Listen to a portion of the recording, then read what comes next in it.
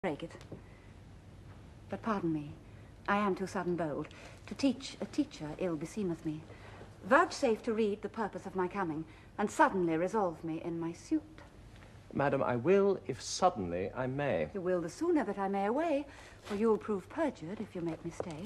Did I not dance with you in Brabant once? Did I not dance with you in Brabant once? I know you did. How needless was it then to ask the question? You must not be so quick. 'Tis long of you that spur me with such questions. Your wit's too hot, it speeds too fast to tire. Not till it leave the rider in the mire. What time of day? The hour that fool should ask. Oh, fair befall your mask. Fair fall the face it covers. And send you many lovers. Amen. So you be none.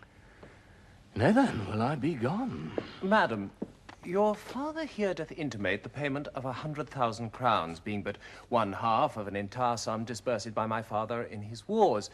But say that he or we, as neither have, received that sum, there yet remains unpaid 100,000 more, in surety of the which one part of Aquitaine is bound to us, although not valued to the money's worth.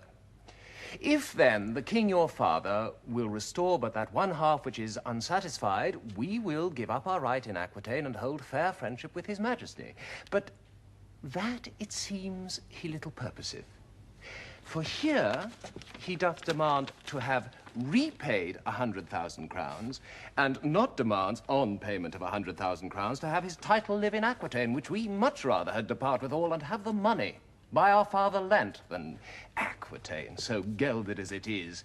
Dear princess, were not his request so far from reason's yielding, your fair self should make a yielding against some reason in my breast, and go well satisfied to France again. You do the king my father too much wrong, and wrong the reputation of your name, in so unseeming to confess receipt of that which hath so faithfully been paid. I do protest I never heard of it, and if you prove it, I'll repay it back, or yield up Aquitaine. We arrest your word. For yet, you can produce acquittances for such a sum from special officers of Charles his father. Satisfy me, sir.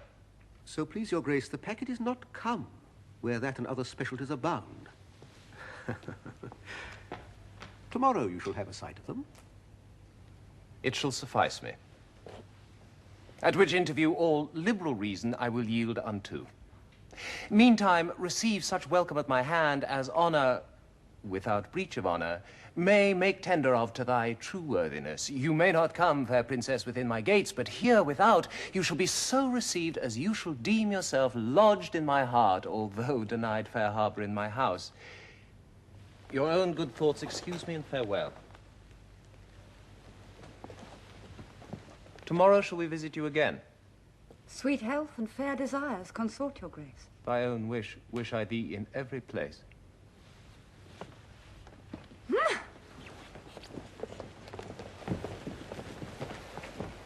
Sir, I pray you a word.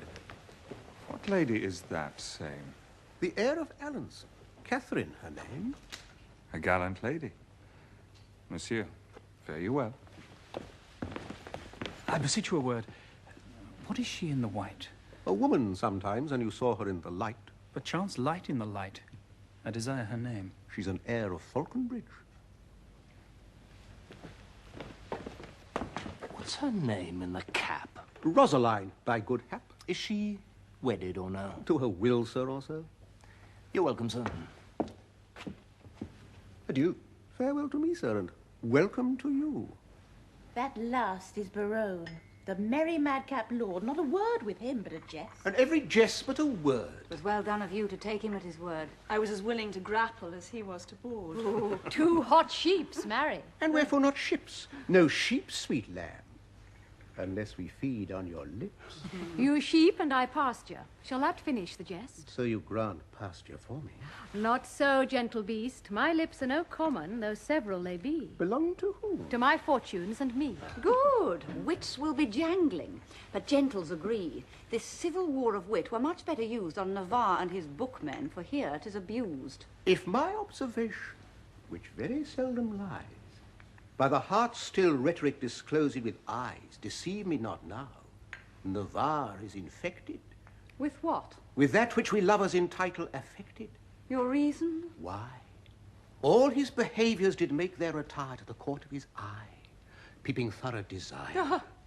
his heart like an agate with your print impressed, proud with his form in his eye, pride expressed. His tongue, all impatient to speak and not see, did stumble with haste in his eyesight to be. All senses to that sense did make their repair, to feel only looking on fairest of fair.